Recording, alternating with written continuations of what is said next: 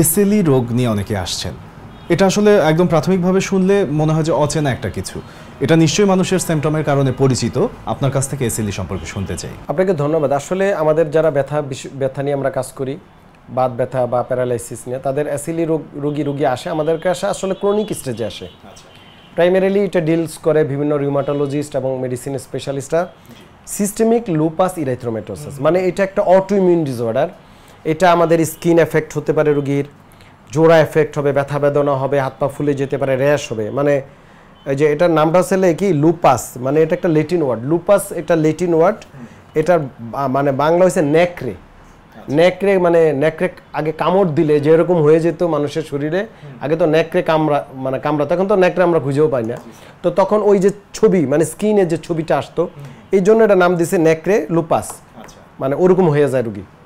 তো এইটার দেখা যায় যে অনেক সময় হার্টের সমস্যা হতে পারে, ফুসফুসের সমস্যা হতে পারে, মানে মাল্টি অর্গান ডিসঅর্ডার হতে পারে। অনেক সময় রুগী মারাও যায় সিভিয়ার কন্ডিশনে। আপনি স্কিনের যে র্যাশটার কথা বলছিলেন, এটা হচ্ছে একটা লক্ষণ। এটা একটা লক্ষণ, মানে ছোপ ছোপ লাল লাল র্যাশ হবে, মুখে টুকে ভরে যায় এবং ফুলে যায়, ব্যথা বেদনা হয়, রুগী অনেক সময় অজ্ঞান হয়ে যেতে পারে। মানে মোস্ট অফ দ্য প্রাইমারি যে অ্যাকিউট এবং সাব অ্যাকিউট স্টেজটা ডিলস বাই ডিফারেন্ট ফিজিশিয়ান, তারা করে।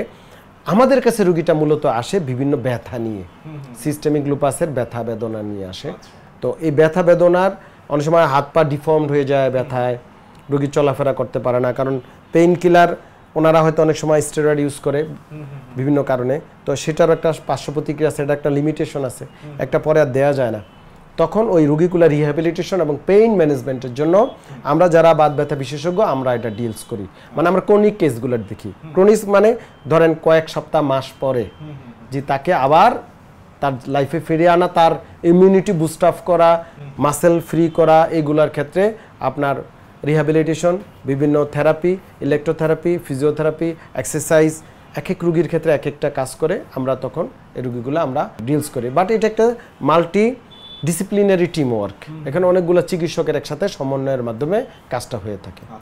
স্যার, অন্যান্য রোগের তুলনায় এই রোগের আসলে রেশিওটা কেমন?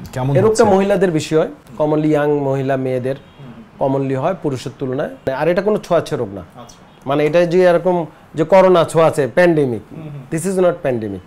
এটা অটোইমিউন ডিসঅর্ডার, মানে নিজের ইমিউন সিস্টেম নিজের বিরুদ্ধে করে, তখন দেখা যায় বিভিন্ন প্রবলেম দেখা যায়, বা কানেকটিভ টিস্যু ডিসঅর্ডার বা হার্টের প্রবলেম হচ্ছে, এই সমস্যা হচ্ছে।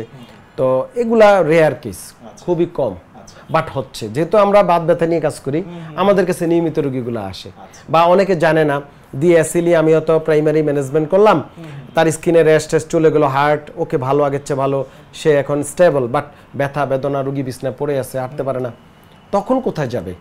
তখন ট্রিটমেন্ট হচ্ছে আমাদের মতো পুনর্বাসন, রিহ্যাবিলিটেশন ট্রিটমেন্ট, ফিজিওথেরাপিটিক অ্যাপ্রোচ এবং ট্রিটমেন্ট। এটা একটা সিস্টেম অফ মেডিসিন। তো এইটার মাধ্যমে রুগীগুলোকে আবার স্বাভাবিক জীবনে ফিরিয়ে আনা সম্ভব। অনেক ধন্যবাদ স্যার, এই রোগটি সম্পর্কেও একটা পরিষ্কার ধারণা পেলাম আপনার কাছ থেকে। আপনাকে ধন্যবাদ, নাগরিক টেলিভিশনকে অসংখ্য ধন্যবাদ।